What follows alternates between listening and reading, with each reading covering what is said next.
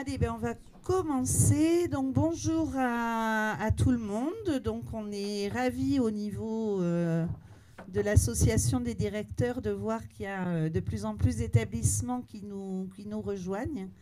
Donc aujourd'hui on a 16, c'est ça Marie? C'est déjà plus. J'ai le cerveau fatigué.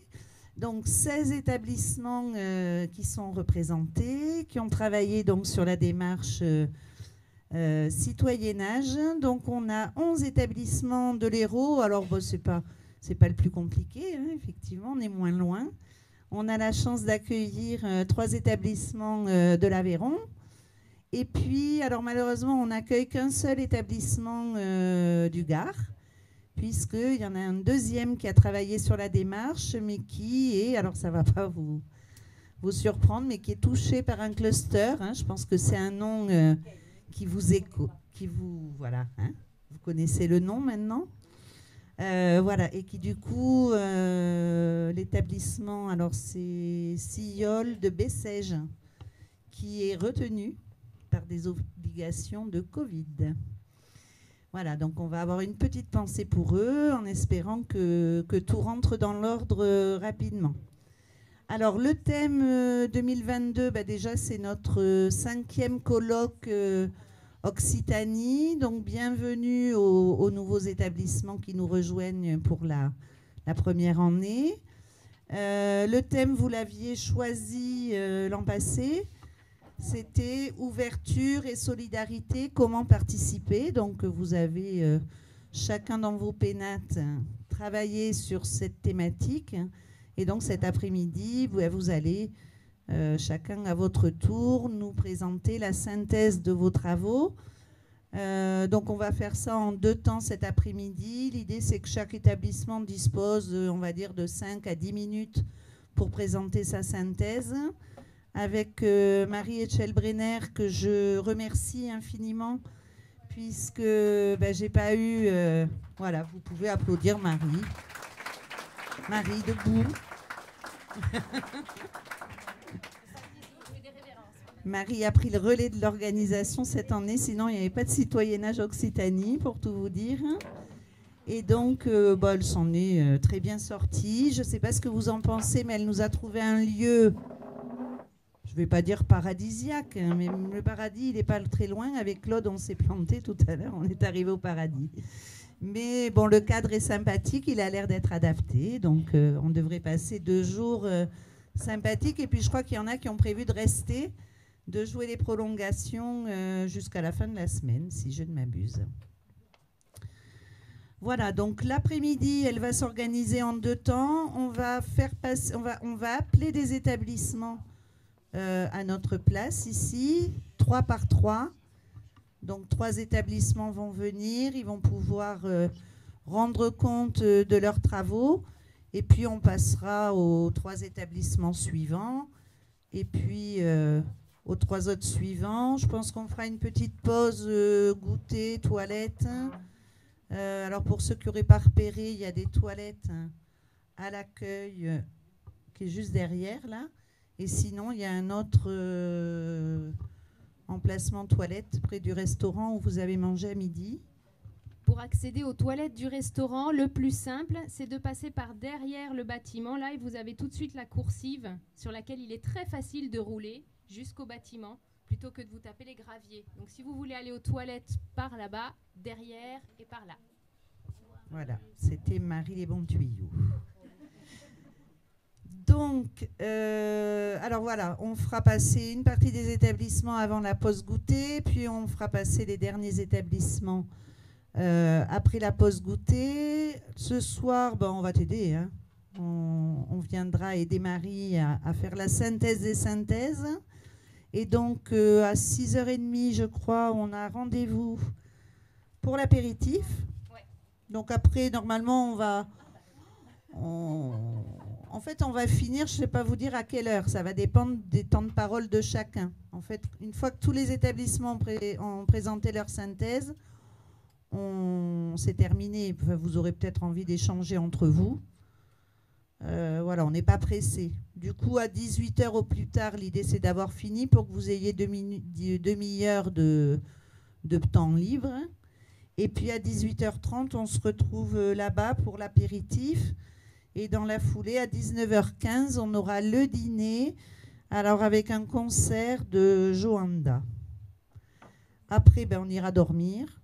Enfin, pour ceux qui ont sommeil, hein. S'il y en a qui veulent faire la Java, ils pourront aussi.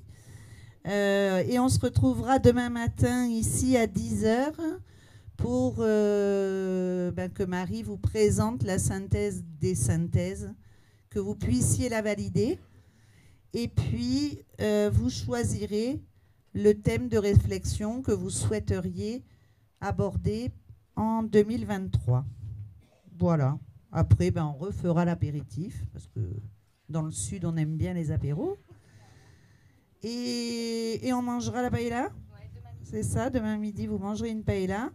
Et l'après-midi, donc, vous avez des activités au choix. Alors ça, j'imagine que l'info est arrivée dans les établissements.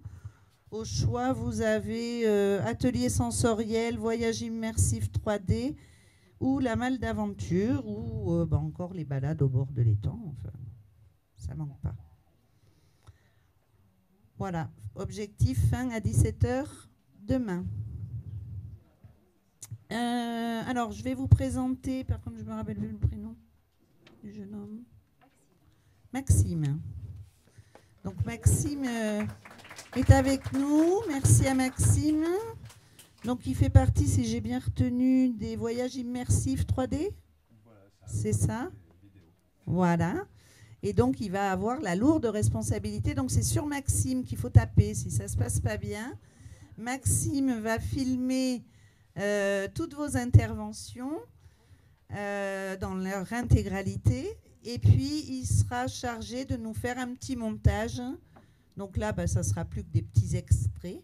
Mais chaque établissement pourra avoir une vidéo complète de l'intervention de son établissement, plus le petit montage donc, que Maxime aura la responsabilité de concocter. Voilà, je crois que j'ai tout dit, Marie. Alors oui, peut-être que la mairie de Leucate viendra jusqu'à nous pour vous saluer. Je dis bien peut-être, on n'a pas trop de nouvelles en fait, on les a invités. Peut-être que la ministre, mais alors là, comment vous dire que j'y crois moins, hein. Mais bon, on ne sait jamais. Des fois que l'avion se scratche dans les temps, elle viendra peut-être chercher secours auprès de nous. Macron, non, je ne crois pas. Je ne crois pas. Non, on n'a pas invité. On n'a pas invité Manu, on a juste invité la ministre. Mais bon, on n'a pas d'autres nouvelles non plus, donc... Par contre, moi, je le proposerai demain, mais il y a un de nos résidents qui propose à tous les participants à citoyennage de travailler ensemble sur un courrier au président. Je vous en reparlerai demain. Ah ben voilà. Donc,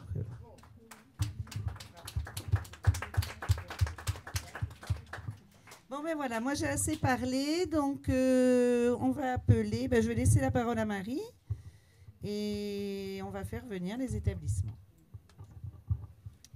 Merci Magali. Alors,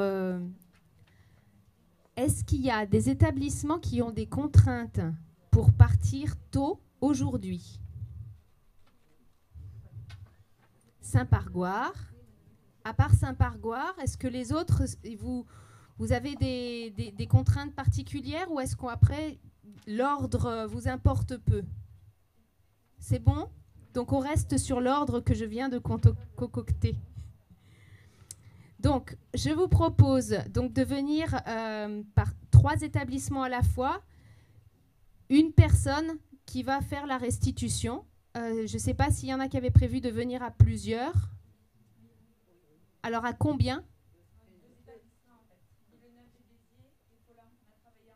Mais du coup, ça fait 2 personnes. D'accord. Il y a 4 places, il n'y a pas de souci.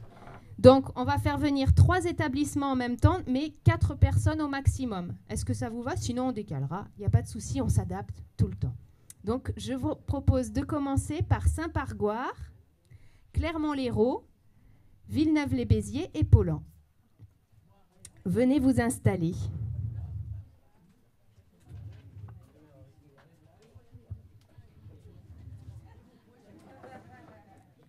Donc, l'EHPAD Vincent Badi de Paulan a travaillé avec l'EHPAD de Villeneuve-les-Béziers qui s'appelle comment?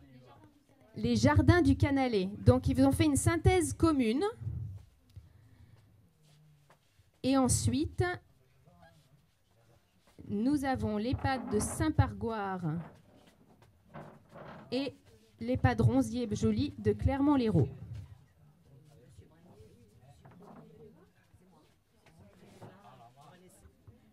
Les premiers participants sont installés. Donc, je vais donner la parole à Monsieur Bringuier, qui va nous lire la restitution des travaux de l'EHPAD Mon-Plaisir à Saint-Pargoire, dans l'Hérault, sur le thème « Ouverture et solidarité, comment participer ?» À vous la parole, je vous tiens le micro.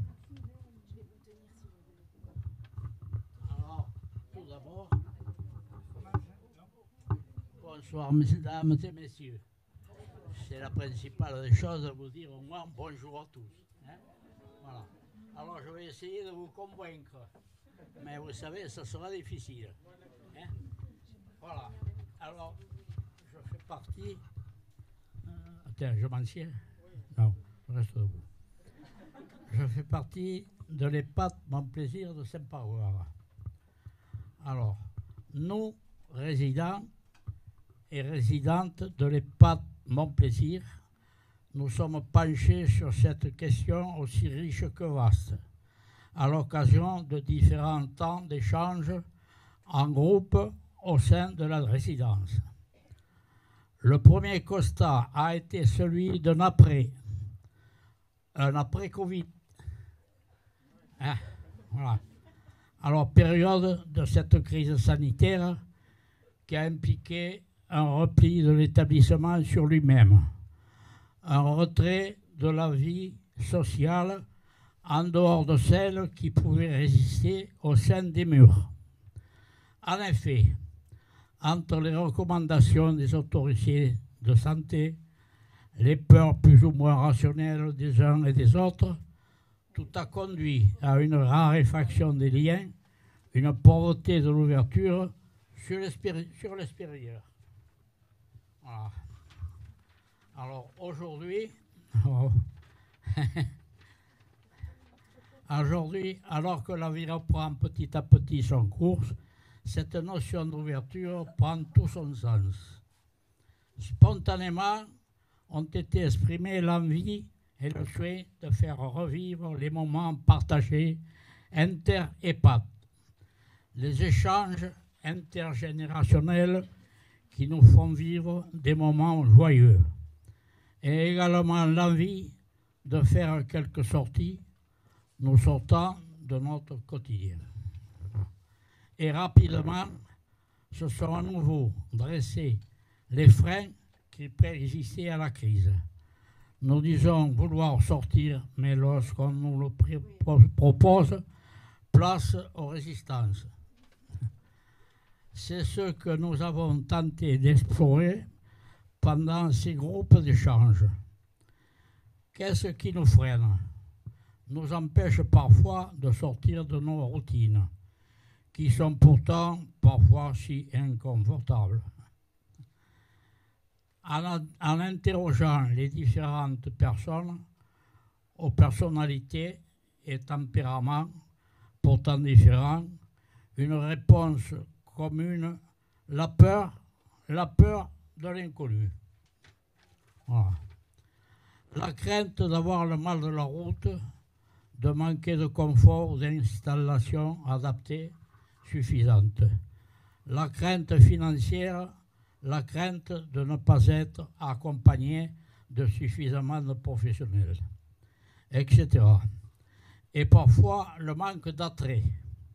Il peut en effet être compliqué d'imaginer un endroit que nous ne connaissons pas d'avoir envie. Face à ces remarques, il est proposé de communiquer davantage autour des projets de sortie, fournir un plan, un point sur une carte, des photographies du lieu, des installations, ainsi que des professionnels accompagnants, afin de pouvoir se projeter de façon plus rassurante il est proposé également d'améliorer la communication dans la diffusion des projets, avec un tableau d'information réservé aux résidents. Tout cela viendrait peut-être répondre à nos interrogations, nous rassurerait suffisamment pour nous permettre de sortir de notre zone de confort, d'inconfort, qui sait. En dehors des sorties, nous avons également exprimé le souhait d'accueillir proches et visiteurs. Voilà. Alors, nous vous accueillerons. Hein? Voilà. Merci beaucoup. Ah, il en reste un petit peu. Alors, nous vous accueillerons au sein de la résidence afin d'avoir l'établissement sur l'extérieur. L'envie de créer un lieu attractif, ancré dans le village qui rassemblerait petits et grands et partagé par ceux qui y habitent. Partager un repas, un café, une activité est déjà dans les habitudes des uns et des autres. Mais peut-être serait-il possible d'aller bien plus loin dans les propositions pour faire de l'EHPAD un véritable lieu d'envie et de vie où les villageois, familles ou non, auraient envie de passer un bon moment. Et là, plus de freins à dépasser pour les résidents. Pas de minibus à prendre. Simplement le plaisir de vous accueillir, tous, dans tout le confort. Alors, place à votre imagination. Merci. Je donne la parole à Madame Lemonnier de l'EHPAD Ronzier-Joly à Clermont-Lérault. Je vais vous tenir le micro. Bonjour. C'est plein d'espoir que nous nous réunissons pour discuter autour de l'ouverture et de la solidarité au sein de notre établissement. Ce qui fait écho aujourd'hui, c'est plus la réouverture que l'ouverture. Avant la crise, notre EHPAD était très ouvert et nous y faisions des activités qui aujourd'hui nous manquent et ne sont toujours pas permises, comme des rencontres intergénérationnelles, interétablissements et des sorties pique-nique, café, restaurant. L'établissement propose de nombreuses activités et sorties sur l'extérieur, telles que la pêche, la piscine, la marche, le marché, la brocante, les courses, les événements locaux. La possibilité d'ouverture ayant repris petit à petit, il ne nous a pas semblé pertinent de nous attarder sur la notion d'ouverture, mais plutôt sur celle de solidarité. Alors, allons-y pour la solidarité. Spontanément, il nous vient une meilleure prise en compte du handicap. Tout handicap n'est pas forcément visible chez l'autre. Nous sommes plus nombreux que nous le pensions à connaître des difficultés pour entendre ou voir. Ce n'est pas écrit sur notre front. Il nous semble important de connaître le handicap visuel et auditif de l'autre pour améliorer la communication, créer du lien social et s'entraider. L'accueil des nouveaux résidents. Nous sommes plusieurs à nous remémorer notre entrée dans l'établissement et celle-ci n'a pas toujours été facile. Perte de repères, sentiment de solitude ou encore de l'intégration. Des idées nous viennent pour faciliter l'arrivée de nouveaux résidents. Prendre le temps d'accueillir sans trop donner d'informations d'un seul coup. Y revenir les jours suivants, revisiter les lieux, se fait déjà, mais ce ne serait pas mieux si c'était accompagné d'un résident. Faire visiter la ville à ceux qui ne la connaissent pas, afin de mieux identifier le personnel, les lieux, et il faut veiller à la signalétique, l'identification des fonctions, et pourquoi pas tomber le masque. Des groupes de parole pour échanger. La crise sanitaire a fortement réduit les rencontres et les interactions sociales. Depuis 1 an, l'établissement n'est plus sectorisé et nous pouvons à nouveau nous retrouver et nous rencontrer. remettre un groupe de parole en place pour permettre de discuter spontanément, évoquer le quotidien, l'établissement, se tenir informé des actualités, parler de ses difficultés, accueillir les nouveaux et ne pas être isolé. Voilà, réouverture, oui. Solidarité, il faut la pérenniser.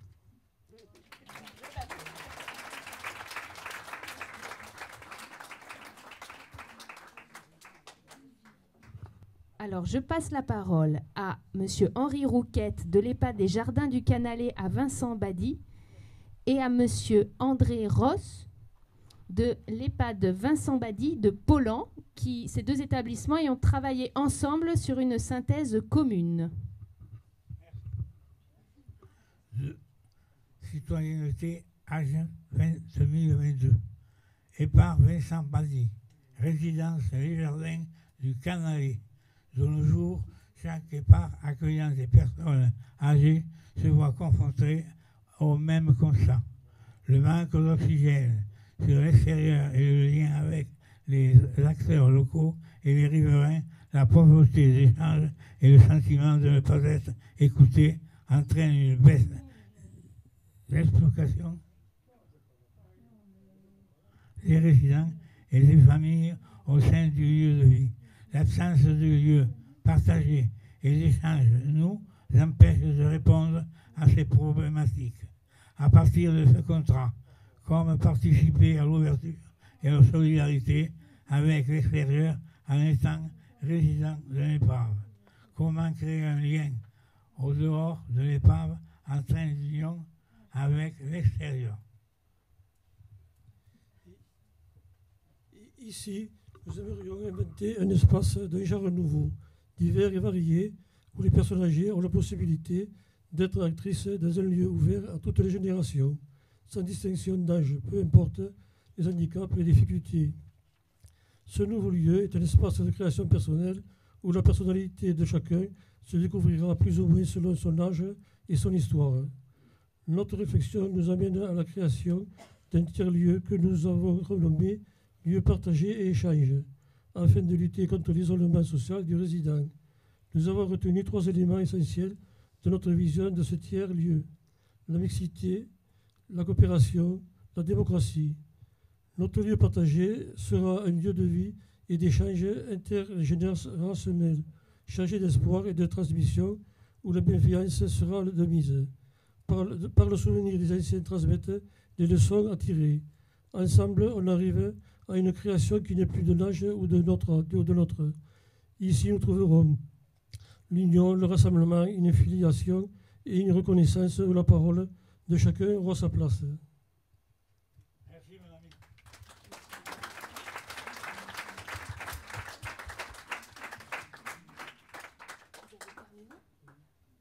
Merci beaucoup à ce premier groupe de participants. On va tous les applaudir encore une fois et les inviter à rejoindre leur place. Bravo.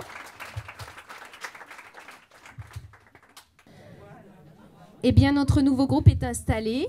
Bienvenue aux Aveyronnais. On est ravis de vous accueillir. Et je vais passer la parole à Sœur Denise. Nous venons de l'EHPAD Jean 23 de Rodez en Aveyron. À la résidence Jean 23, depuis de nombreuses années, nous souhaitons que notre maison soit avant tout un lieu de vie convivial et agréable pour tous. Pour nous, les résidents, mais aussi pour les visiteurs, les professionnels, les intervenants quotidiens ou ponctuels. Pour cela, l'ouverture est importante à nos yeux, mais elle peut être pensée de différentes manières. L'ouverture pour nous, c'est d'aller vers les autres, de créer un lien social, la rencontre avec le monde extérieur, mais aussi le fait de se rencontrer, nous, en tant que résidents lors des activités, par exemple. Cette ouverture passe bien évidemment par la parole. En dialoguant, nous nous ouvrons aux autres. La communication de toutes nos actions est bien sûr l'incontournable.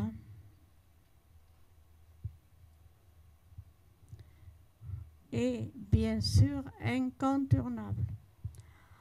En premier lieu, l'ouverture interne est très importante. Nous vivons en collectivité, ce qui nous amène à penser des temps partagés avec d'autres résidents, par exemple les repas, les activités. Ces moments sont plus agréables pour tout le monde si nous sommes polis l'un envers l'autre au détour d'un bonjour, d'un sourire aux personnes qui nous entourent au quotidien. Au fil du temps, nous créons un lien de confiance de par le contact avec l'autre. Ce lien est fondamental pour se sentir bien et donc vivre sereinement notre retraite. La maison propose des services qui contribuent à l'ouverture. Les coiffeuses, l'esthéticienne, les kinés, les pédicures, etc. Mais rappelons qu'il n'y a pas d'âge pour faire de nouvelles rencontres, car à Rhodes, nous apprécions la jeunesse. Depuis quelque temps, chaque année, nous partageons des temps de rencontres avec des collégiens, des écoliers. Cela nous permet, de par des thèmes et des objectifs précis, de communiquer, d'échanger nos idées, nos façons de vivre. Et ça s'appelle la vie. C'est pour nous une grande ouverture riche de sens. Voici d'autres exemples d'ouverture chez nous. Notre voisinage, quand nous nous promenons dans le parc, nous croisons toujours une personne pour papoter. Les visites que nous recevons, nos familles, nos amis. Nos sorties qui nous permettent de rencontrer souvent d'autres établissements. La communication par les médias, les articles de presse, les enregistrements à la radio. Nos intervenants culturels nous font voyager à travers des photos, des histoires. Pour la solidarité, nous nous sommes questionnés comment partager solidarité en tant que résident d'EHPAD. Nous pouvons faire le lien avec le thème précédent, l'ouverture, car elle peut amener à la solidarité. Quand nous rencontrons des personnes, notamment durant des temps de collectivité, nous devons, en tant que citoyens, de venir en aide aux personnes dans le besoin. Par exemple, en poussant un fauteuil pour aider le résident qui se fatigue physiquement, en accompagnant une personne chez le coiffeur, à un rendez-vous à l'extérieur. Ces actions viennent en aide au personnel. Mais aussi, l'écoute est importante. Être à l'écoute de ce que les gens souhaitent, essayer de les comprendre profondément, il faut pour cela beaucoup de bienveillance. La solidarité, c'est partager avec l'autre ce qu'on a quand on le peut. Pour cela, nous avons des bénévoles qui viennent pour l'aide au repas, pour nous accompagner en sortie, pour prendre du temps et discuter avec nous. Pour tout cela, nous les remercions. Depuis quelques mois, nous accueillons aussi des services civiques. Ce sont des jeunes qui s'engagent auprès des personnes âgées. Ils prennent du temps avec nous.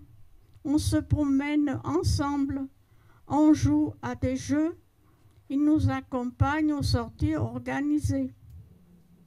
Ils nous apportent leur jeunesse et il paraît que nous leur apportons notre expérience. Nos idées d'action de solidarité. Avoir un service de garde d'enfants qui viennent en visite avec leurs parents pour rencontrer un résident. Cela rendrait service aux parents qui seraient plus tranquilles pour passer plus de temps avec la personne fragile. Se mettre en contact avec des associations d'étudiants afin de collecter leurs besoins et, si possible, y répondre en créant des actions envers ces jeunes. Mieux accueillir les nouveaux résidents. Qu'un résident soit volontaire pour faire visiter les lieux à la nouvelle personne. Organiser une journée porte ouverte façon kermesse afin de faire connaître la résidence Jean 23 et partager un moment d'une manière conviviale. Merci. Sœur Denise. Je passe la parole à Marinette Morel de Beauzoul, maison d'accueil Les Caselles. Cette année, les participants au projet Citoyennage ont été amenés à échanger autour de la question suivante. Ouverture et solidarité, comment participer? Dans notre établissement Les Caselles, ces réflexions ont été menées via des groupes de discussion durant lesquels nous avons été invités à partager ce que ces notions nous évoquaient. Pour nous, la solidarité, c'est aider l'autre, aider celui qui est en peine, qui souffre, qui souffre à faire ce qu'il veut faire. Cela nous renvoie à la solidarité d'autonomie. Lorsque nous mettons à profit nos capacités préservées pour aider celui ou celle qui se trouve le plus en difficulté. Parfois, c'est à notre tour d'avoir besoin de cette aide pour des papiers, pour manger, pour se déplacer. Cela demande une grande confiance en l'autre et des capacités de résilience pour accepter notre perte d'autonomie. Le personnel de la maison de retraite nous aide beaucoup pour tout cela. Si nous avons besoin de quelque chose, nous leur disons, nous nous sentons écoutés et soutenus. L'actualité récente nous a également mené à questionner la notion de solidarité de liberté et d'interdit. En effet, nous avons connu cet été une grande vague de chaleur. Considérés comme personnes vulnérables, il nous était fortement déconseillé, mais pas totalement interdit, de sortir aux heures les plus chaudes. Seulement, ce conseil était tellement appuyé par l'institution que certains d'entre nous ont eu l'impression d'être punis. Zut, je ne vois pas où je suis. Des résidents ont fait remonter qu'ils ont eu parfois l'impression qu'on leur parlait comme à des enfants, qu'on les grondait comme des enfants. Le système institutionnel peut renforcer ce sentiment de confrontation entre celui qui décide et celui qui doit respecter. Il peut y avoir une sorte de hiérarchie qui s'installe alors que nous devrions tous être sur un même pied d'égalité. À l'inverse, nous soulignons aussi le besoin de beaucoup d'entre nous de se sentir soutenus. Nous avons besoin d'un cadre, d'être aidés dans certaines actions, ce qui nous renvoie de nouveau à la notion d'autonomie. Alors, comment trouver l'équilibre entre liberté et protection sans tomber dans le piège de l'infantilisation et de la prévention de liberté. D'abord par le choix des mots, par le ton employé par le personnel. On obtient plus avec la douceur qu'avec la force. Nous appuyons particulièrement là-dessus. Nous pouvons aussi faire le choix de prendre la parole et d'être action de la prise de décision institutionnelle en rejoignant le cadre de la vie sociale. Cela nous permet de faire valoir nos droits, de prendre des mesures collectivement. Nous sommes bien conscients des problèmes de recrutement que rencontrent les métiers du soin.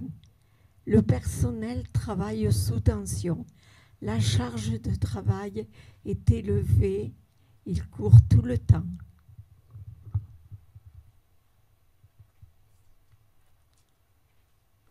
Attendez, je ne sais plus où j'en suis. J'ai perdu le... Il faudra que j'écrive beaucoup plus gros la prochaine fois. Nous avons alors fait le lien entre la crise de recrutement et la notion d'ouverture et de solidarité. Nous nous sommes demandé si l'établissement pourrait embaucher des réfugiés qui pourraient s'occuper des personnes âgées. Nous sommes déjà en contact avec des personnes étrangères via le service social. Mais leur proposer du travail ou des missions au sein de notre maison, cela renforcerait aussi l'attractivité du territoire. Cela nous permettrait de créer un lien, mais aussi de permettre de mieux s'intégrer. Ce serait un échange.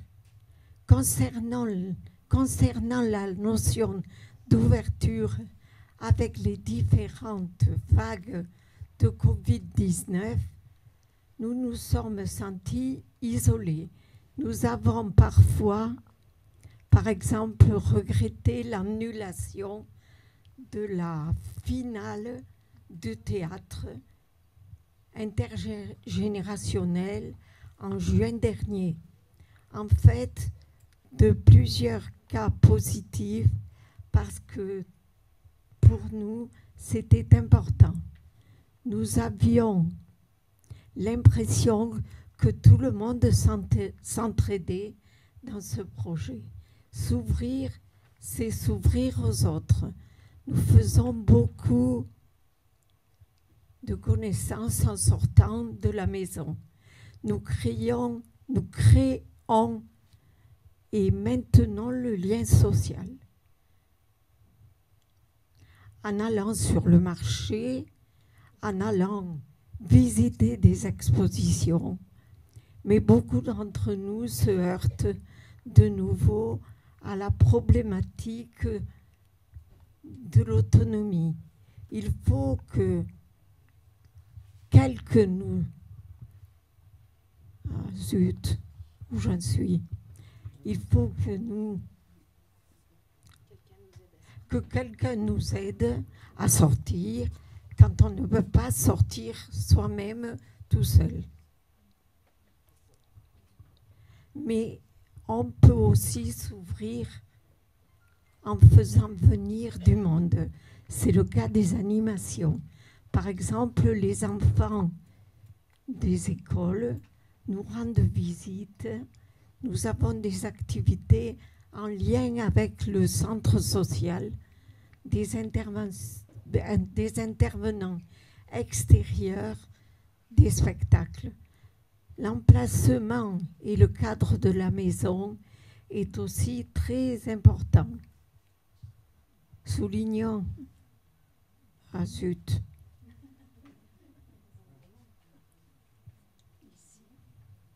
ici nous sommes au milieu du village.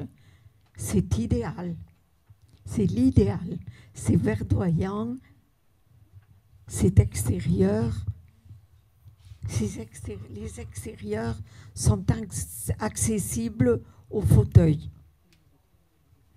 L'intérieur est adapté, c'est bien pensé. Nous soulignons également l'importance de l'ancrage dans la vie de la commune. Alors le soutien des élus, des bénévoles de secteur. Pour conclure sur une note positive au Casel, nous reconnaissons avoir de la chance de vivre dans un établissement qui cherche à maintenir notre autonomie et notre épanouissement. Nous aimerions rencontrer plus souvent des résidents d'autres maisons de retraite pour comparer tout ce qui se fait de mieux et de moins bien. Montrer et voir autre chose est possible. Nous aimerions également établir une correspondance avec des résidents d'autres EHPAD pour créer du lien avec des personnes auxquelles on peut s'identifier et partager les choses communes. Oh, aïe, aïe.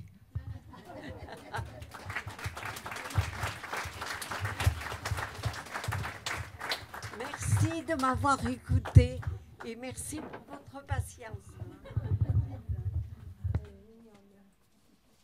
Merci à vous. Alors, je passe la parole à Paulette de Louvrier et Simone Veillé pour les pâtes de Marcillac. Donc, pour ce colloque, dont le thème était ouverture, solidarité, comment participer, nous l'avons réfléchi ça ressemblait plutôt à un groupe de parole. Nous étions 25 quand même, et le recueil que je vais partager, c'est ce qui a été dit par ce groupe-là. Voilà. Chaque participant était invité à exprimer ses idées sur le sujet. Le premier, c'est la dépossession. La dépossession, déjà au niveau de la carte vitale, au niveau de l'ordonnance et du suivi de santé à l'entrée de l'EHPAD, favorise la fermeture de l'esprit et donc un frein à l'ouverture, parce qu'on avait l'habitude de mener tout ça et de le contrôler. L'institution doit être vigilante sur ces questions et faire du cas par cas.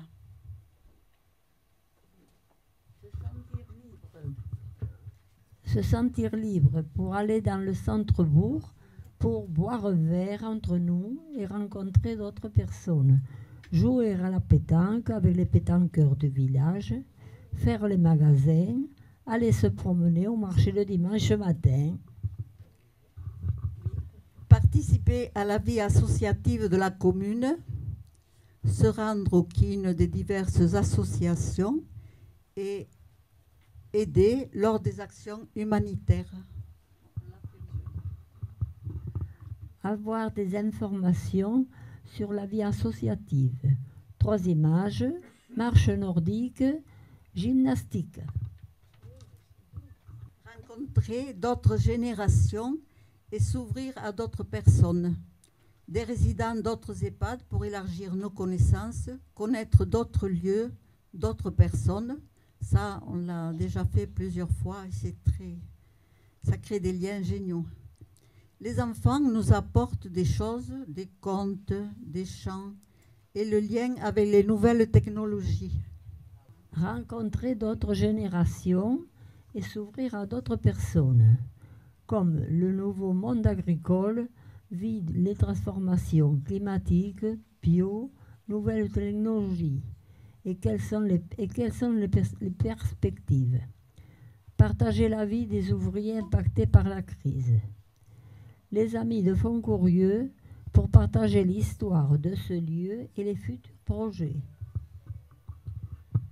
Rencontrer le maire et ses adjoints pour connaître les projets futurs de la municipalité, pour proposer d'intégrer le conseil des jeunes en créant un conseil des jeunes seniors.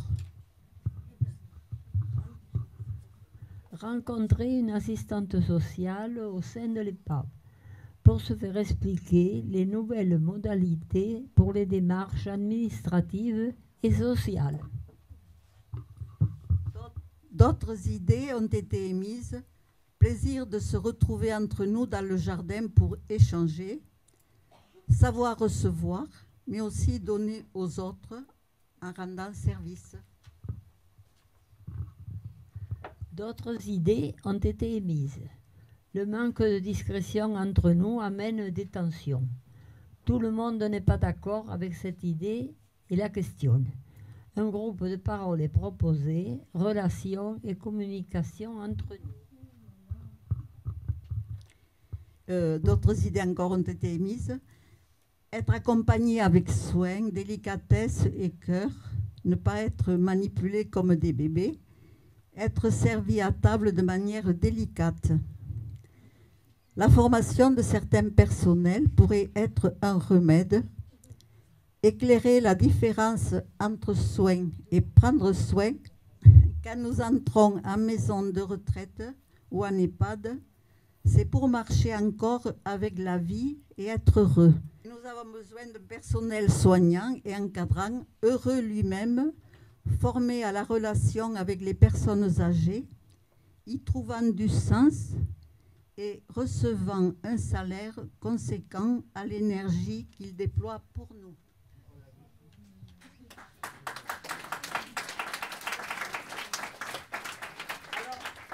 Voilà, au terme de ça, les participants ont exprimé leur bien-être au sein de l'EHPAD.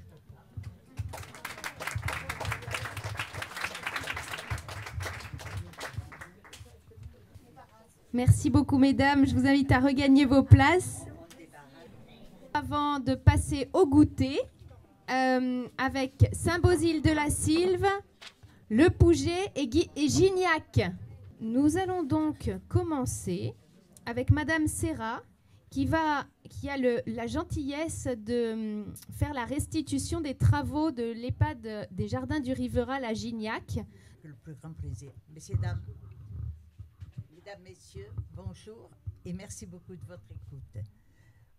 Cet après-midi, j'ai une double casquette. J'ai d'une part la casquette du Pouget, l'endroit où je suis accueillie, et d'autre part, je représente, comme vous a dit madame, les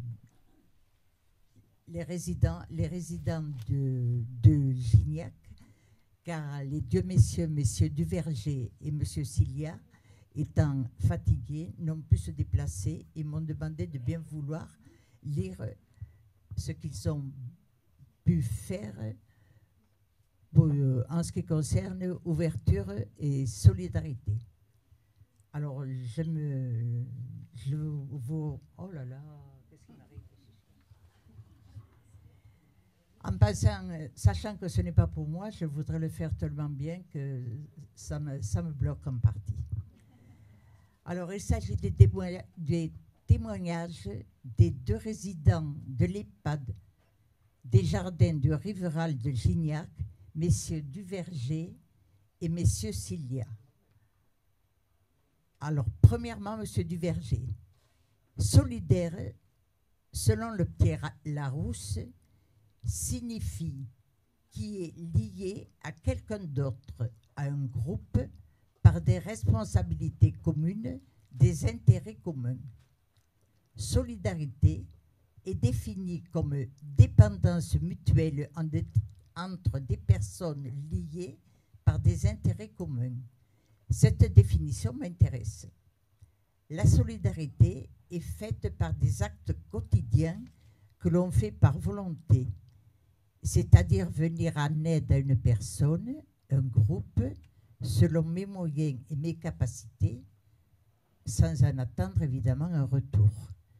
C'est un acte solitaire, répétitif ou pas, mais toujours gratuit. Cela me renvoie au terme de la fraternité, basé sur la conviction que je peux m'engager par des actes ou des paroles pour l'autre ou le groupe, c'est donc le don de soi. La solidarité peut venir de plusieurs chemins, mais repose sur la confiance. Par exemple, si vous prêtez un moteur bruyant à un ami, et si, lorsqu'il l'utilise, ne respecte pas les horaires où il a le droit de faire du bruit, vous serez responsable de la gêne occasionnée, car vous êtes le propriétaire. Il y a des années, j'ai acheté une voiture bonne pour la casse. Mon compagnon de travail, qui était mécanicien, m'a proposé de faire les réparations pour moi et avec moi. Auparavant, je l'avais aidé à remettre son bateau à neuf. La solidarité est un sentiment qui permet aux êtres humains de s'accorder autour d'une aide mutuelle. Elle est incompatible avec la délation et la dénonciation. La solidarité trouve sa puissance dans la morale de l'humanité.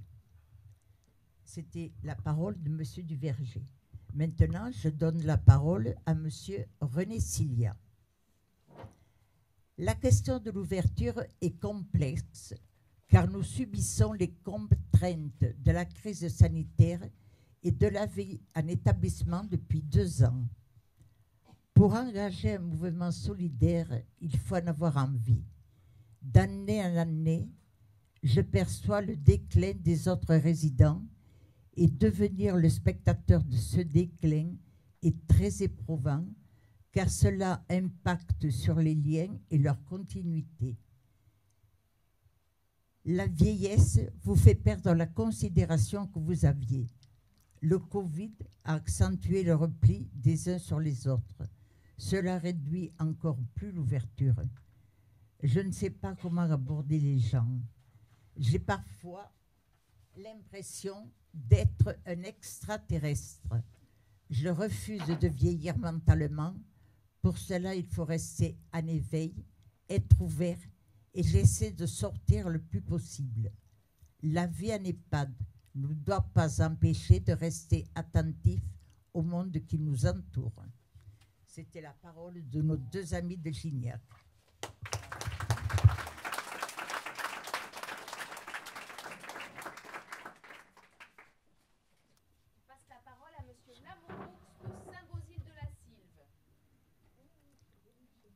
Alors, la solidarité, comment participer? Ouverture. Vaste thème, né de la frustration, car une personne âgée n'a pas, pour diverses raisons, la possibilité d'être solidaire envers la société. Voici les explications de nos échanges. Par les différents moyens de communication, télévision, ordinateurs ou journaux, nous sommes au courant des situations locales, régionales, nationales et mondiales. Certaines peuvent être résolues par des acteurs locaux ou nationaux et des organismes humanitaires. Parfois, des appels aux dons sont demandés. Hélas, trop souvent cela passe dans la normalité, dans la vie quotidienne de la société. Entre parenthèses, SDF, soupe populaire, épidémie, médecins du monde. Mais nous, à notre échelle, que pouvons-nous faire pour continuer à être acteurs de nos sentiments? Plusieurs propositions et idées sont ressorties. Nous allons vous les expliquer. Par exemple, les personnes étrangères qui arrivent en France ont besoin d'aide. Nous sommes encore capables d'aider ces personnes en donnant des cours de français, d'aide à l'écriture, aux démarches administratives. Certains de nous sont arrivés de l'étranger et savent les difficultés d'intégration. Ces aides sont aussi proposées aux personnes en difficulté pour diverses raisons, handicap, accident de la vie, etc. Idem pour la vie du village, entre parenthèses, bibliothèque, etc. Et aide aux devoirs des enfants, car nous sommes grands-parents aussi. D'autres aides différentes doivent être mises en place tout simplement pour faire vivre le village, les commerces de proximité et nous rendant bien service, pareil pour la vie associative. Dans les pays non occidentaux, il arrive souvent que des personnes proposent des repas pour les démunis sans qu'on le sache. Peut-être qu'en Occident, cela se fait à petite échelle, mais trop de protocoles sanitaires sont demandés pour l'hygiène et personne ne veut prendre le risque d'enfreindre la loi. Aider les autres à travers la rue, laisser son siège à quelqu'un dans les transports, ne serait-ce pas de l'éducation tout simplement? Le gouvernement a mis en place une journée de solidarité pour les personnes âgées, mais a-t-on les détails? Où va l'argent? À notre petite échelle, nous pourrions proposer un loto solidaire dont les bénéfices iraient à une œuvre caritative. La solidarité passe aussi par l'échange intergénérationnel qui permet de continuer à garder un contact, une valorisation avec la société. Et nous tenons à remercier nos facteurs, infirmiers, épiciers, qui stimulent ce sentiment de solidarité, d'ouverture. Sans ces personnes de proximité, le mot solidarité perdrait beaucoup en signification.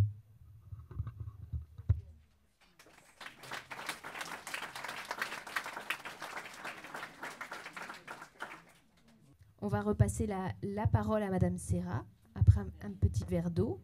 Cette fois-ci, c'est quand même la maison qui m'accueille, que je suis en train de représenter. Et nous avons actuellement notre directrice qui est venue passer l'après-midi avec nous. Je pense que tout le monde la connaît. Non, très peu. Alors, il y a très peu de directrices, mais enfin, je suis ravie de l'avoir parmi nous aujourd'hui. Voilà. Alors, je vais vous parler de l'ouverture, évidemment, du même thème, puisque nous avions tous le même thème. Alors, ouverture et solidarité, évidemment, comment participer? Alors, l'ouverture. Cette année, au printemps, nous avons eu l'occasion de participer au repas des aînés offert par la municipalité. Nous étions intégrés à la population du Pougette, ce qui exclut le sentiment de mise à l'écart que nous pouvons éprouver lorsque nous sommes seulement entre nous à l'EHPAD. Nous remarquons, lorsque nous nous promenons quotidiennement dans les rues du village, que nous pouvons faire connaissance avec des habitants et avoir une vie sociale normale. En décembre dernier, nous avons eu l'opportunité d'accueillir le club de couture qui est venu nous voir les bras chargés de cadeaux ouvragés, tels que jolis cœurs garnis de lavande et sacs brodés au nom de chaque résident. Cette rencontre nous incite à poursuivre nos échanges et nous souhaitons pouvoir renouveler ces mouvements de partage. Nous avons assisté à la médiathèque du village à une réunion d'information sur le vieillissement. Ce fut l'occasion de rencontrer quelques personnes et notamment la présidente du club des aînés avec laquelle nous nous sommes promis de nous revoir après les vacances. L'ouverture vers l'extérieur, pour certains, demande du courage. Aller vers l'autre que l'on ne connaît pas n'est pas facile. Pour d'autres résidents, cela se fait tout naturellement. Nous soulignons que chaque sortie nous porte vers de l'espoir et nous pousse à communiquer avec les autres. Solidarité. Après nous être réunis, nous avons cherché à définir le terme de solidarité. Nous faisons un premier constat, ce mot circule et prend le même sens pour toutes les générations. Ainsi, nous pouvons penser que le mot solidarité garde en son sein les valeurs de fraternité et d'égalité. Comment faire la solidarité au sein de l'EHPAD entre les résidents? Aider l'autre suppose les capacités physiques et cognitives de pouvoir le faire, mais surtout d'en avoir envie. Pour nous, la solidarité trouve sa source dans la générosité qui engendre de l'amitié et rompt la solitude de chacun. L'aide proposée peut être refusée, ce qui n'empêche pas l'accueil de la personne dans le groupe si elle le souhaite. La solidarité amène du soutien à chacun. L'ouverture stimule les esprits et la curiosité contribue au respect des différences. Un pas de fait vers la dignité. Nous conclurons donc, après des échanges intenses et fructueux, que l'union fait la paix. Merci.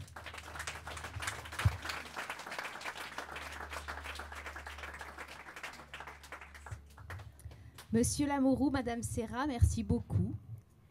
Je vous invite à faire une petite pause goûter. Alors, deux solutions. S'il y en a qui veulent se dégourdir un peu les jambes ou aller aux toilettes, le goûter est disponible à l'extérieur. S'il y en a qui préfèrent rester assis, dites-le nous, on vous amènera le goûter. Du coup, je ne sais pas trop où c'est, mais c'est à l'extérieur. On se fait une 20 minutes, une demi-heure de pause goûter.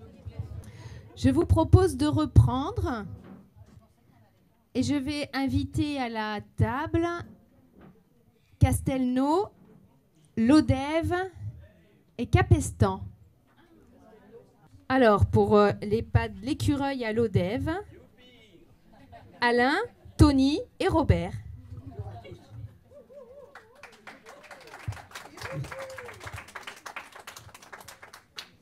Les principes de la solidarité, c'est avoir le sentiment de responsabilité, c'est impliqué dans la vie du groupe, de l'équipe et dans le milieu ou de la vie. C'est avoir le réflexe du don de soi et d'aide de l'action envers aussi. Aujourd'hui, la solidarité est de rigueur. On ne peut plus pas vivre dans un monde égoïste. On ne doit plus se permettre de ne penser qu'à soi. Les conjonctures font que nous devons vivre dans le partage. Présent et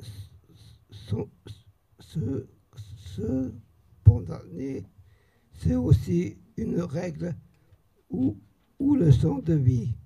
La solidarité vient de l'éducation.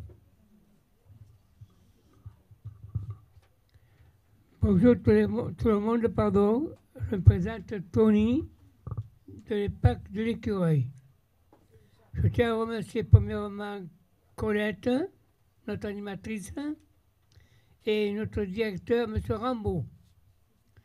Voilà, je vais vous le dire maintenant. Hein. Vivre pour la solidarité se battre contre la malveillance. Il est important de savoir et dire que parmi les malveillants, il y a aussi des malveillants. Ouais. Qui détruisent par plaisir ce que les bienvenants doivent construire. Par exemple, la guerre en Ukraine, les incendies, les aides portées aux plus démunis, la solidarité menée et portée au quotidien fait partie prenante de nos réflexes et actes, sans attendre des événements déclencheurs, mais on peut s'appuyer sur les appels extérieurs et réguliers, pour lesquels aussi nous participons activement. Faire le bien fait du bien. Être solidaire, c'est aussi exister et se faire plaisir. Le fait de marquer notre aide ou soutien reflète un bien-être et un savoir-vivre. Honnête, heureux et fier de les prodiguer et faire du bien. La solidarité n'est plus ce qu'elle était. Ma grand-mère me disait « pense aux autres avant de penser à toi ». C'était le refrain pour tout. Aider son prochain, aider son voisin était une évidence. Autrefois, nous n'étions pas riches, mais nous savions partager. Nous avions toujours une pensée, un acte auprès d'eux, partager. Nous avions toujours une pensée, un acte auprès d'eux, personne que nous savions, seuls et isolés. Autrefois, les aînés étaient gardés dans les foyers, les maisons de retraite n'existaient pas. Les familles vivaient ensemble, ce qui n'était pas une facilité, mais les questions ne se posaient pas. Tony.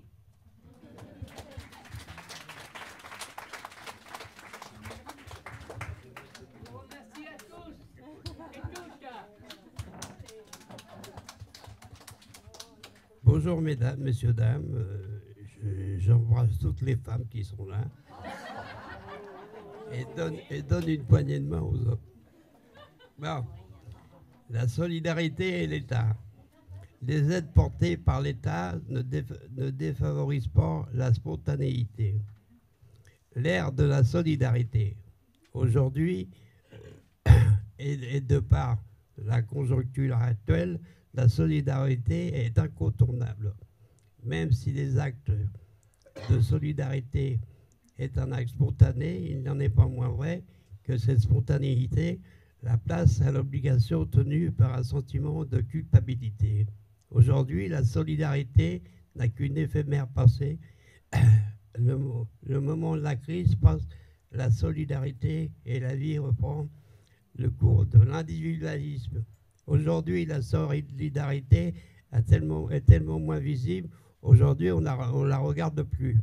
On ne voit plus même entre voisins qui n'osent plus avoir confiance. nous vivons moins la solidarité, ça évite les ennuis. Les gens qui n'ont plus de spontanéité, les gens qui ne sont plus spontanés, il faut essayer de se débrouiller seul. Le monde actuel est trop individualiste, le manque de solidarité émane des jeunes envers les personnes âgées. Ils ne comprennent pas et ne devinent pas nos besoins. J'ai bientôt fini. L'acte solidaire est un acte solidaire qui doit être discret. Il faut gérer les personnes en offrant notre aide. Quelqu'un qui la refuse, lui faisant prendre conscience de la déficience. Il peut être vu comme intéressé et créer la jalousie. Il peut parfois être mal interprété et dangereux. Pourquoi être solidaire?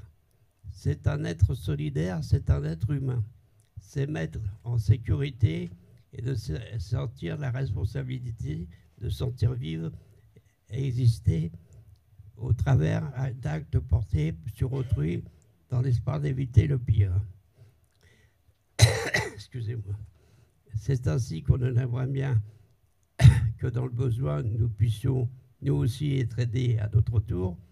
Comment ne pas être solidaire? Peut-être en passant à nos côtés, sans vous voir, sans nous voir, sans attendre des appels, en ne voyant pas toutes les difficultés à manger, en ne se comprenant pas, les difficultés restent dans un fauteuil toute la journée, étant pas disponible au long moment d'appel quand on est en chambre, en mettant une priorité aux pauses,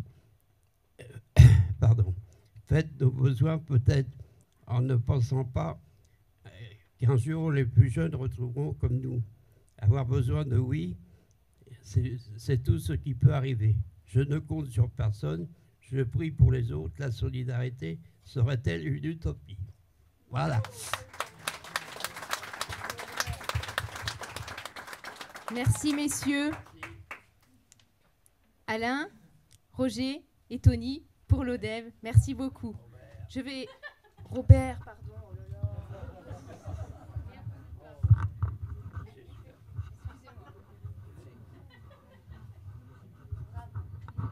Je passe la parole à Claré qui est en vidéo parce que notre président du CVS, M.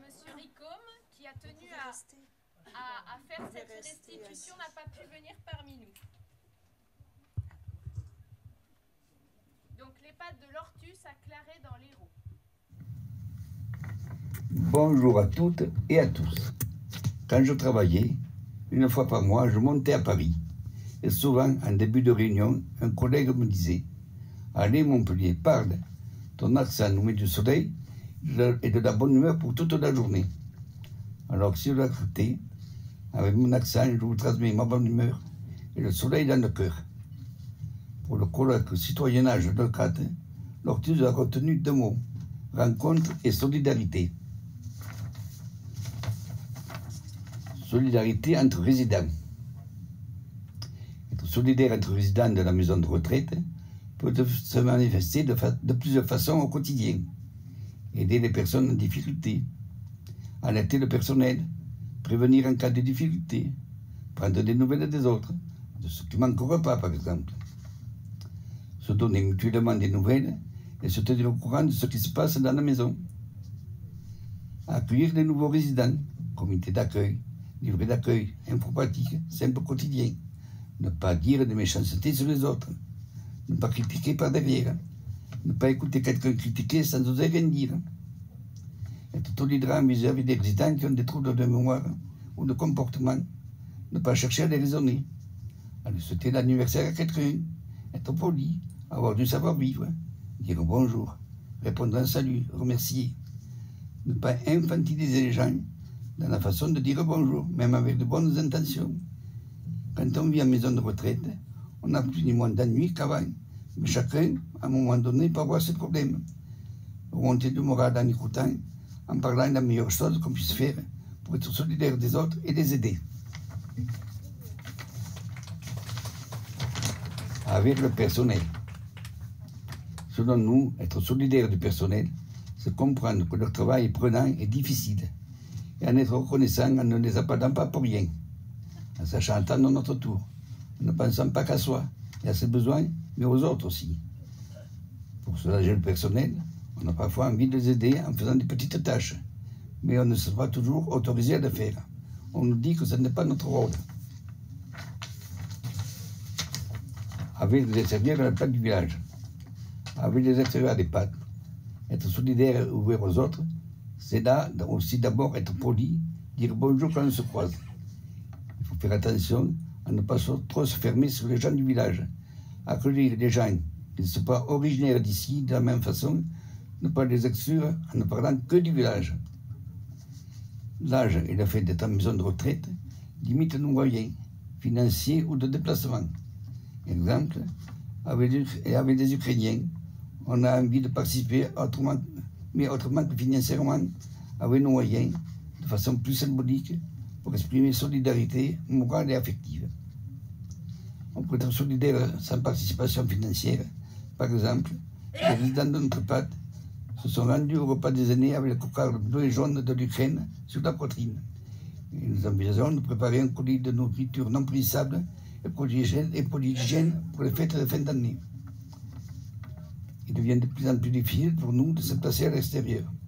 Sortir de façon autonome, si on peut, avec l'aide de d'autres personnes, de sa famille ou du personnel, est souvent compliqué, long et fatigant. Il nous paraît donc plus pertinent, plutôt que d'aller à l'extérieur, de chercher de faire venir du monde extérieur à l'EHPAD. Ça devrait se traduire par des après-midi de jeux de société ou ateliers de lecture ouverts à tous. Avec les enfants, on apprécie beaucoup les échanges avec les enfants. Ça leur permet de se rendre compte de ce que serait une personne âgée. On peut leur apprendre des choses, mais aussi, ils nous apportent beaucoup de vie et de gaieté. Ça nous rappelle nos enfants et nos petits-enfants quand ils étaient petits. Ça implique aussi à ne pas penser que les aînés ont toujours raison, que c'était toujours mieux avant, que les jeunes sont plus sensés qu'on peut le croire. Ils ont aussi des choses à nous transmettre. On peut être solidaire aussi avec les extérieurs d'EHPAD. On peut être aussi solidaire de l'extérieur d'EHPAD en ouvrant certains spectacles aux personnes qui ne résident pas à la maison de retraite. Dans le dernier paragraphe, ça. Avec sa famille, on a souvent beaucoup aidé ses enfants. Quand ils étaient jeunes, plus jeunes parents. On nous a souvent secondés en s'occupant de nos petits-enfants. Aujourd'hui, ils nous le rendent bien en nous faisant, par exemple, partager des moments de leur vie sur la gazette familiaux. Néanmoins, ils ont leur vie, et leur vie n'est pas ici. Ils viennent nous voir, mais ils ont aussi leur propre famille. Il faut qu'on le comprenne. C'est important de faire attention à ne pas trop se plaindre quand on les voit. Les voir venir en étant contents de nous voir est le meilleur retour qu'on puisse avoir. Le lien qu'on a avec eux dépend aussi beaucoup de comment on les a élevés. En conclusion, on nous lance tous un principe de solidarité, de respect. Mais chacun peut à un moment donné être en difficulté pour les appliquer. On le voit que chez les autres, alors peut-être qu'on ne le voit pas chez nous-mêmes. On ne saura pas tout faire. Chers collègues, je voudrais être physiquement parmi vous pour lire ce message, mais mon état ne me le permet pas. Alors, en mouvement d'accent, je vous souhaite un très bon colloque avec plein de soleil dans le cœur pour toutes et pour tous. Ça va, Poupée?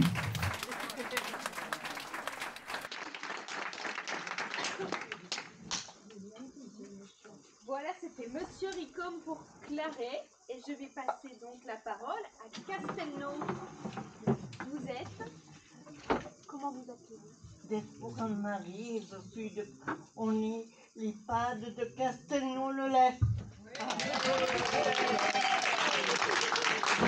À vous. Par Castelnau de Vers.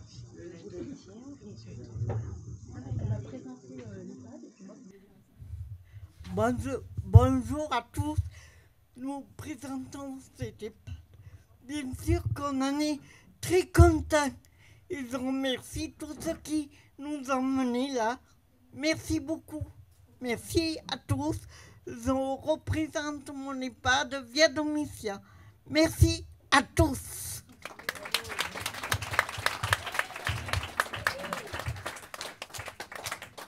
Merci Anne-Marie. Moi, je suis la psychologue de l'EHPAD Via Domitia à Castelnau-le-Lez. Donc, c'est moi qui ai conduit les réunions au sein de l'EHPAD. Donc, on est un EHPAD avec deux publics différents. Enfin, on a une partie EHPAD avec des personnes âgées dépendantes et on a une partie handicapés vieillissants, PHV. Voilà, donc on a travaillé avec les deux publics. C'est-à-dire que voilà, on n'a pas fait on a travaillé avec tout le monde, tous les volontaires. Voilà, donc aujourd'hui, c'est moi qui vais lire la synthèse. Donc on a travaillé sur la notion d'ouverture vers l'extérieur dans un premier temps, ouverture dans le sens de s'ouvrir aux autres et à d'autres activités et à d'autres lieux. Et aussi ouvrir notre établissement aux autres, c'est-à-dire ouvrir nos portes. Voilà, donc les résidents apprécient particulièrement de faire des activités dehors, aller pique-niquer, passer la tondeuse pour certains, jardiner, jouer à la pétanque, ramasser les olives. Il faut savoir que l'année dernière, les résidents ont ramassé des olives et ont fait leur propre huile d'olive qu'ils ont vendue. Et avec cet argent, ils ont pu aller quelques jours en vacances. Ou en tout cas, voilà, l'argent récolté leur a été redistribué pour un cadeau commun. Voilà, donc l'huile d'olive était d'ailleurs très bonne. Voilà. Sinon, voilà, il y avait l'idée de prendre l'air, de se promener, de sortir pour manger, parce que c'est très important de manger des glaces, manger parfois des hamburgers. Anne-Marie, vous me coupez, hein, si vous... Prendre l'apéritif aussi, tous ensemble, aller à la pêche, faire du cheval, aller au cinéma, faire un bowling, découvrir aussi d'autres lieux. Le lac, on a la chance d'habiter à côté d'un lac, donc c'est aller se promener au lac, aller aux eaux, aller à la plage. Je sais que ça a beaucoup plu. Se rendre plus facilement dans les familles et dans les foyers où certains résidents ont vécu. Voilà, donc maintenant qu'on a un véhicule, c'est vrai que ça permet de faciliter ces visites dans les foyers où ils ont été accueillis avant. S'ouvrir aussi sur le quartier. On a une maison de proximité. L'idée, ça serait d'organiser des concours de pétanque, d'aller plus à la MJC, voir des spectacles, de continuer à aller à la guinguette des aînés. Ça, c'est déjà fait, mais de continuer à le faire. Et de communiquer différemment avec les familles. Peut-être mettre plus systématiquement les appels vidéo en place avec certaines familles qui sont loin. C'est vrai qu'on l'a fait pendant le Covid, on le fait un petit peu moins maintenant. Donc l'idée, ça serait voilà, de s'ouvrir aussi à ces nouveaux moyens de communication. Voyager, c'est ce qu'on fait un petit peu aujourd'hui quand même. Et aller visiter, on a un nouvel EHPAD au sein de Castelnau, donc ils ont changé de locaux. Donc l'idée, ça serait d'aller leur rendre visite et de vraiment, alors on fait déjà beaucoup de choses avec eux, mais d'aller vraiment visiter le nouvel établissement. Il y avait aussi la notion d'ouverture au sein de l'EHPAD, c'est-à-dire voilà, ouvrir nos portes à qui ? Aux familles, continuer à les inviter à manger, à leur faire visiter aussi nos chambres, ça leur tient à cœur. Il n'y a pas vraiment d'heure de visite, ils viennent quand ils veulent. Faire entrer les enfants, ça serait que l'intergénérationnel, c'est important.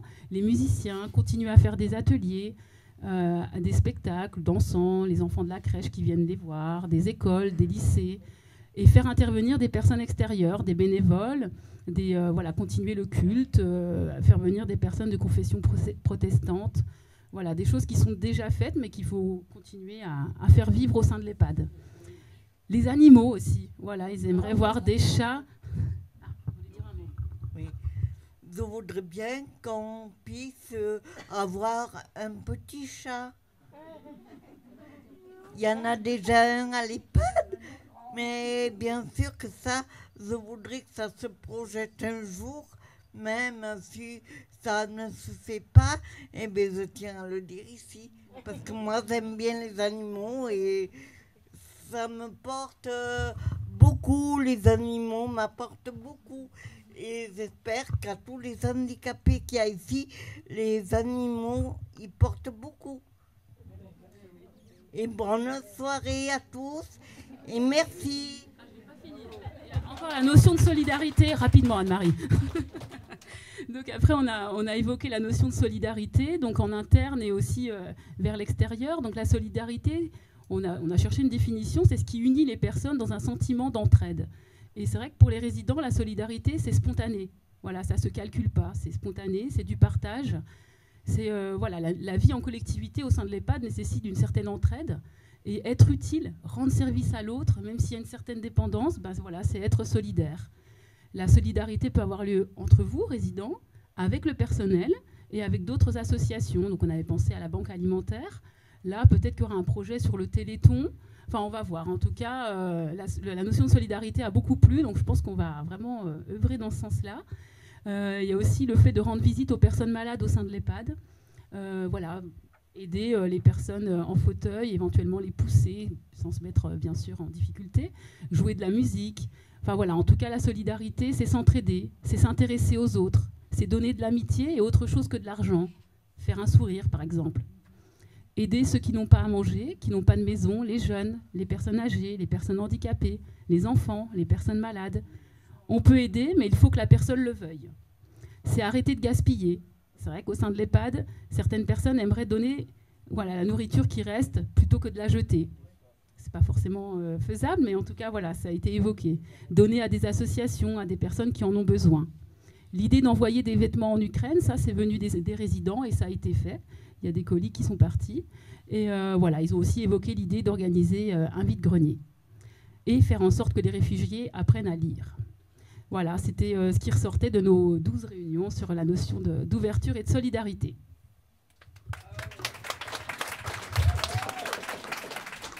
Je vous remercie une fois à tous de nous avoir écoutés et de nous avoir bien reçus. Merci. On est bien contents de coucher là ce soir. Merci à tous.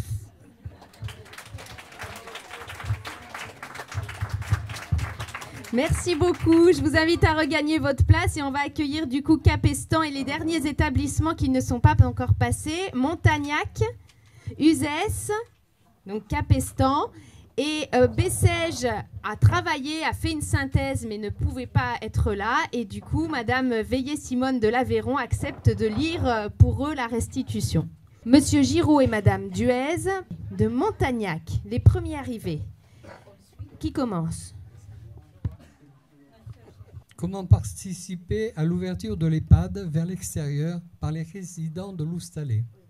Pour nous, l'ouverture passe par des actions qui augmenteraient les liens avec l'extérieur tout en restant sur place, comme le restaurant sympa et transgénérationnel. Ouvrir à une dizaine de personnes le service de restauration de l'Oustalais pour midi à partir du mois d'avril jusqu'à fin septembre dans le jardin. Cela pourrait concerner des salariés qui travaillent à proximité, comme par exemple les enseignants du collège qui se situent à 2 pas de l'Oustalais. Deuxièmement, les personnes âgées du village. Notre minibus pourrait organiser le transport. Ouvrir, c'est aussi être solidaire. Voilà ce que nous imaginons. Proposer pour les personnes qui ne séjournent pas à l'Oustalais de créer des ateliers avec eux et pour eux. Les inviter aux différentes animations que propose l'Oustalais. La solidarité devrait aussi exister entre nous, résidents. Récupérer et rendre les déambulateurs à leurs propriétaires. Aider à pousser les fauteuils roulants, amener un verre d'eau, appeler un soignant, faire la conversation, montrer de l'intérêt à l'autre. La solidarité des résidents envers les salariés de l'Oustalais, leur parler gentiment et poliment, leur proposer de l'aide quand cela est possible. Merci de m'avoir écouté. La solidarité nous fait penser aussi à l'entraide avec la chanson de Brassens, l'Auvergnat. Effectivement, nous avons tous bénéficié de l'entraide suivant les éléments de notre vie. L'union fait la force. En aidant les autres, nous formons une équipe. Différentes personnes se rassemblent à cause d'un malheur commun, par similitude, par affinité, par origine ou par religion. La complémentarité, la compassion, tout cela, nous en avons pris conscience avec le Covid. Il y a eu alors un grand besoin de communiquer, un élan de solidarité, un besoin d'échange qu'il ne faudrait pas éteindre.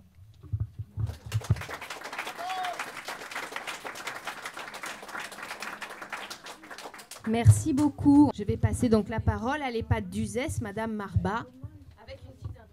Voilà, bonjour. Donc nous avons été sollicités pour venir ici il y a à peu près un mois, tout juste. Donc on n'a pas pu faire beaucoup de réunions, mais quand même, Donc Madame Marba, âgée de 100 ans et demi, va vous lire notre compte rendu.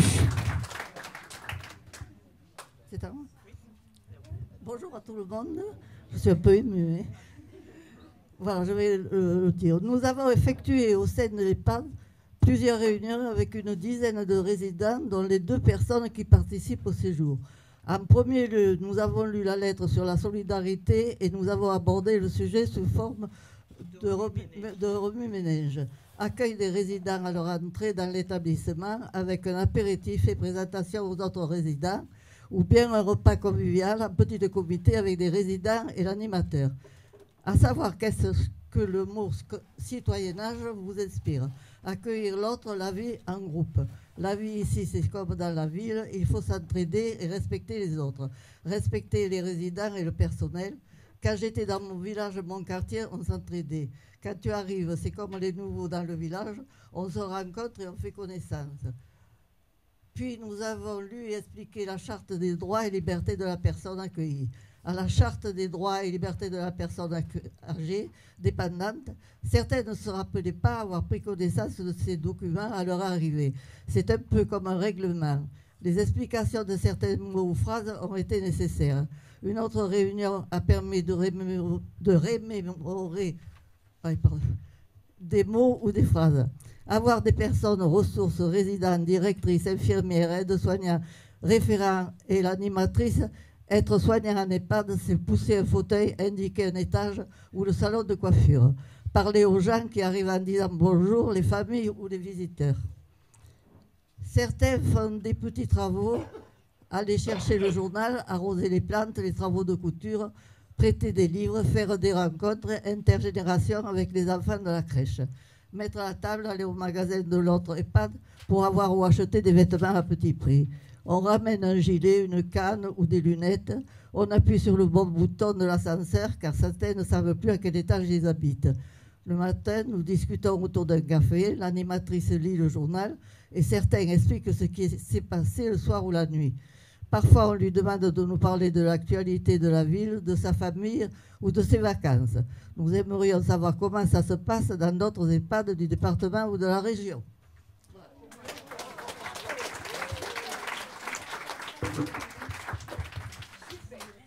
Merci beaucoup. Beau travail. C'est pas mal en un mois. Capestan, Madame GL. À vous la parole. La solidarité est pour nous quelque chose de naturel. C'est prêter attention à l'autre et lui apporter notre aide.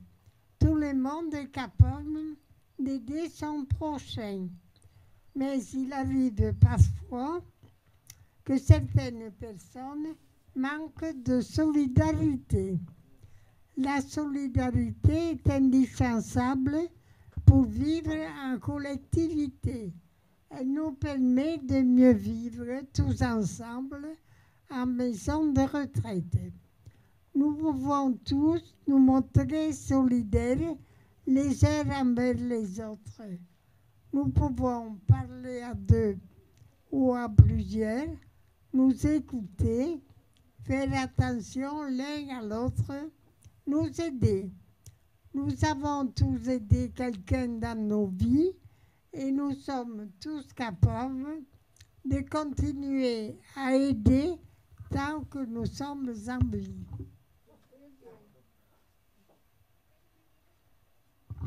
Parler, écouter, comprendre quelqu'un ou l'aider à s'asseoir sont des actes de solidarité que nous pouvons faire et que nous aimons recevoir.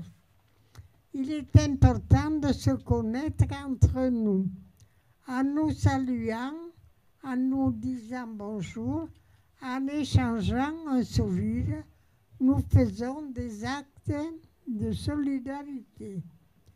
Parfois, il arrive que ce ne soit pas facile d'apprendre à connaître quelqu'un. Nous nous sentons faire partie du monde extérieur au travers d'activités de sorties organisées. Nous apprécions les promenades accompagnées et nous en demandons davantage. Sortir seule n'est pas toujours motivant. Nous sommes rassurés par la présence d'un encadrant. Nous proposons que des promenades accompagnées soient organisées. Nous avons participé à des rencontres avec des élèves de CM2 et des collégiens du village. Nous proposons que d'autres rencontres avec les enfants et les jeunes soient organisées. Nous avons besoin d'être en contact avec les jeunes. Nous n'avons pas le même langage et les jeunes nous amènent dans le présent et nous font quitter notre passé, notre nostalgie. Les jeunes nous permettent de nous sentir vivants. Les activités telles que les sorties, plages, piscines, nous font beaucoup de bien car nous sommes accompagnés et nous prenons plaisir. Parfois, nous découvrons de choses nouvelles. En conclusion, nous souhaitons poursuivre les temps de parole qui nous font beaucoup de bien. Plus de promenades accompagnées, des rencontres avec les jeunes du village car ils nous permettent de profiter de l'instant présent. Les résidents de l'EHPAD de Capassan.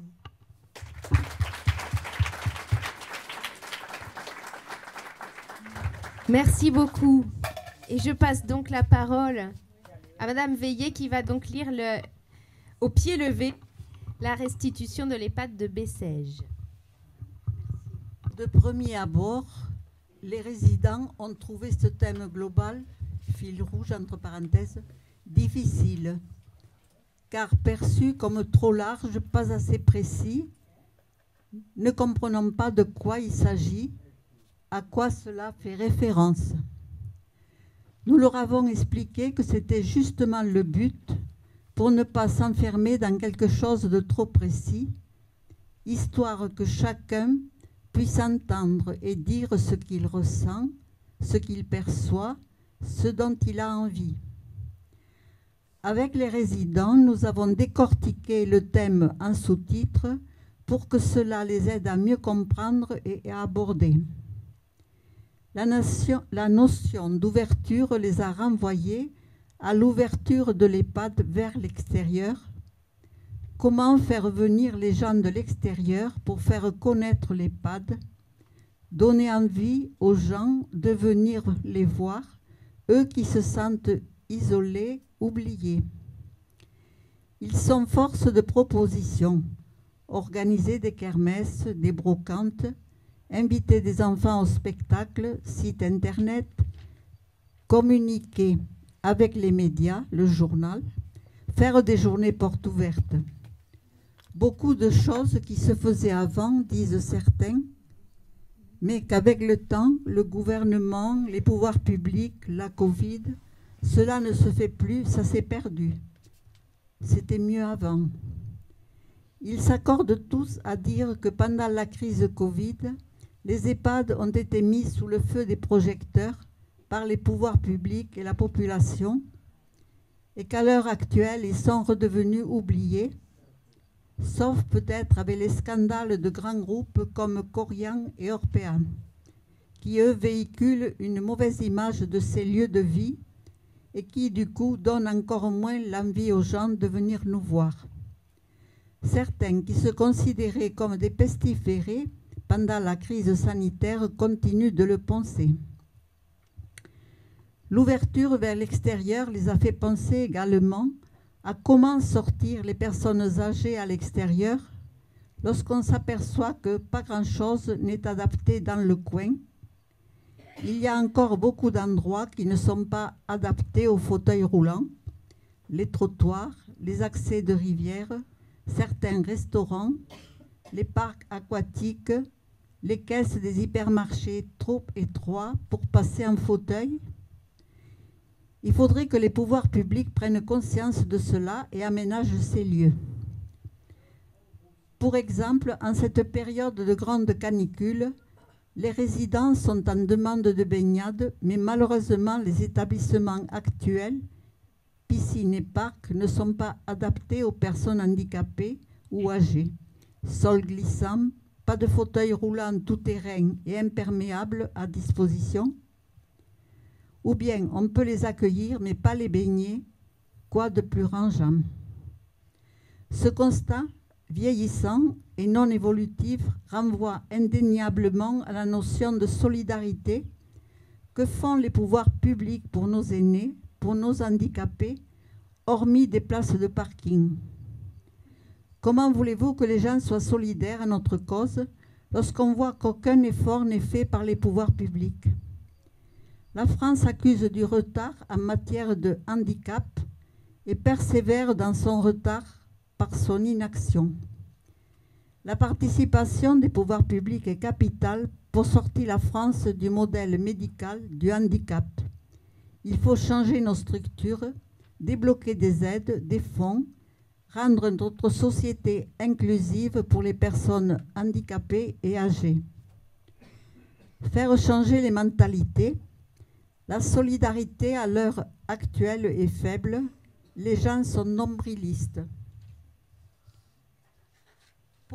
Pourquoi ne pas refaire des cours d'éducation civique comme dans le temps?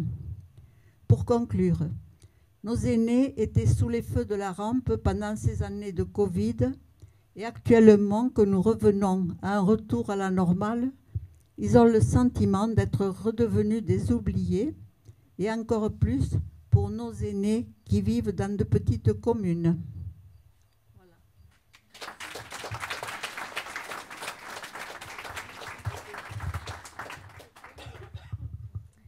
Eh bien, je crois qu'il est temps de remercier tout le monde et je vais repasser la parole à Magali pour clôturer cette première journée de travaux fort intéressante. Alors, il est 17h42, donc on a un petit peu de temps s'il y a des personnes qui ne se sont pas exprimées, qui ont envie de le faire.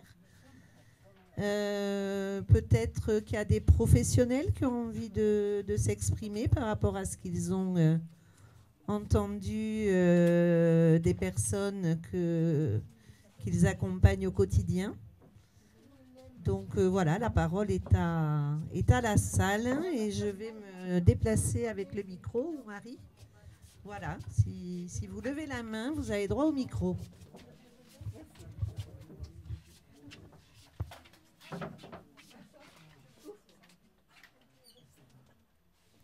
Il faut qu'il y en ait un qui se lance, après ça suit.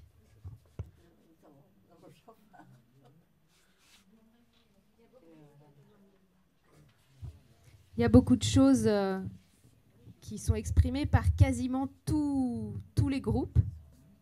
Puis il y a des points particuliers que les uns et les autres ont mis en lumière.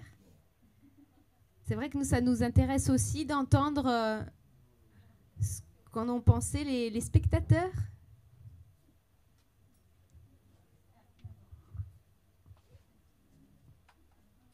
Notamment les professionnels.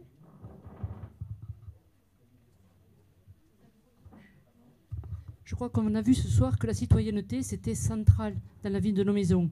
Central. Il faut partir du citoyen. C'est lui qui va nous dire comment on doit travailler. On a trop souvent tendance à dire « il faut que, il y a qu'à ». Mais eux, qu'est-ce qu'ils veulent? Il y en a qui veulent jouer à la pétanque, il y en a qui veulent discuter entre eux. Alors, partons de ce qu'ils ont envie de faire. Ces rencontres sont super importantes pour nous, les professionnels. Elles nous font lever le nez de notre guidon. Elles nous mettent à l'écoute de vous, les citoyens que nous accueillons. Nous nous mettons à votre service. Et trop souvent, on oublie de se mettre au service. Voilà, c'est juste un peu la parole de l'Aveyron. Merci à la parole de l'Aveyron. Il va falloir qu'on prépare la synthèse des synthèses. Donc, vous pouvez peut-être, là, comme ça vous vient, nous lancer les mots qui ont été importants pour vous aujourd'hui et qui doivent ressortir dans cette synthèse des synthèses.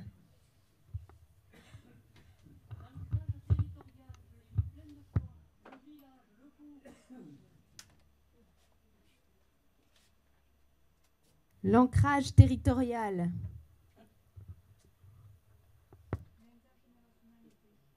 L'intergénérationnalité.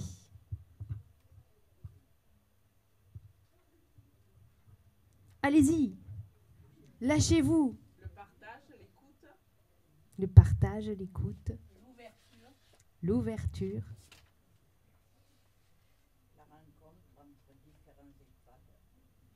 La rencontre entre différents EHPAD. Le respect.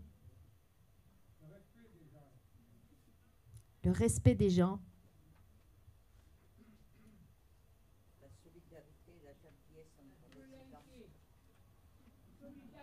La solidarité et la gentillesse entre résidents.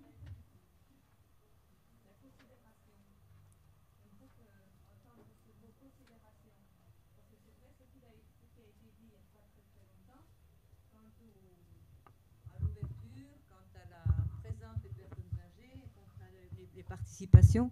Mais c'est vrai que qu'est-ce que l'on fait pour ces personnes, pour leur bien-être? Entre nous, chez nous, on fait maximum, bien entendu.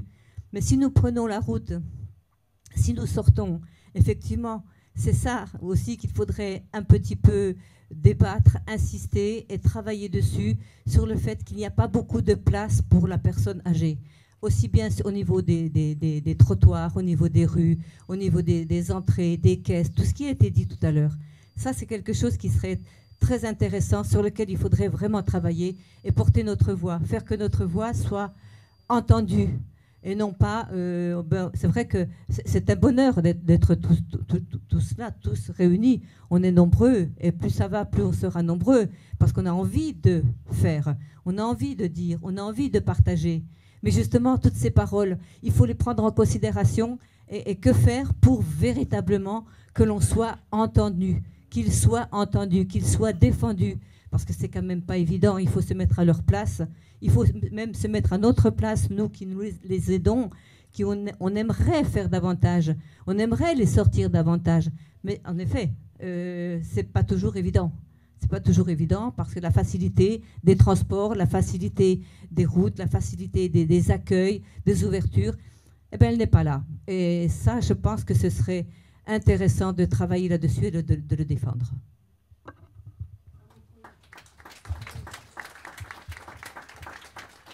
À bon entendeur, Monsieur le ministre.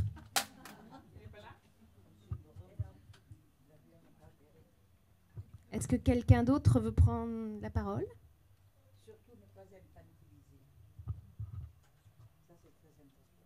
Vous voulez développer? Non, ne pas infantiliser, ne pas prendre la personne âgée pour un enfant et lui dire ne fais pas ci, ne fais pas ça. Et voilà.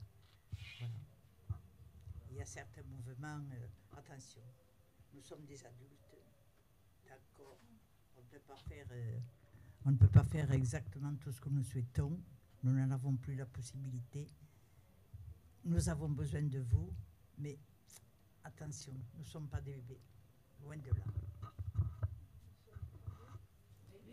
Attention, nous ne sommes pas des bébés, loin de là, a dit Madame Serra.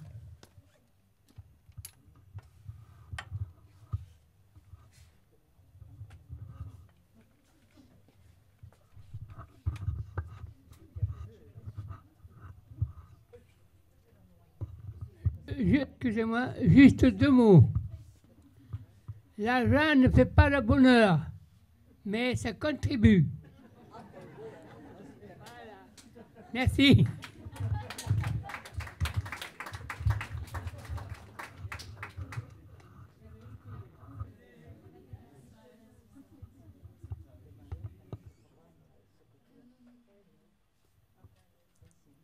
Alors, s'il n'y a pas d'autres prises de parole, ben, je vais vous proposer de clôturer en tout cas la séance de travail. Nous allons avec Marie préparer la synthèse des synthèses, hein, puisque l'idée étant que demain matin, nous vous proposions la synthèse de vos travaux. Donc on a été attentive, vos établissements nous ont transmis aussi vos projets d'intervention. Donc on va pouvoir, avec cette base-là, travailler sur une synthèse qu'on vous présentera demain matin pour que vous puissiez la valider. Hein. Évidemment, on n'est pas à l'abri avec Marie d'avoir mal saisi les messages que vous nous avez fait passer cet après-midi. Donc on va essayer d'être le plus précis que possible dans cette synthèse. Donc demain matin, vous pourrez la valider et puis vous pourrez choisir le thème de réflexion 2023. Donc n'hésitez pas ce soir peut-être avant l'apéro, parce qu'après il n'y a rien de sûr, à réfléchir aux thématiques que vous auriez envie de creuser l'année prochaine. Là, donc, vous avez quartier libre et on se retrouve à 18h30, c'est ça, Marie, pour l'apéritif du côté de la salle de restaurant. Voilà.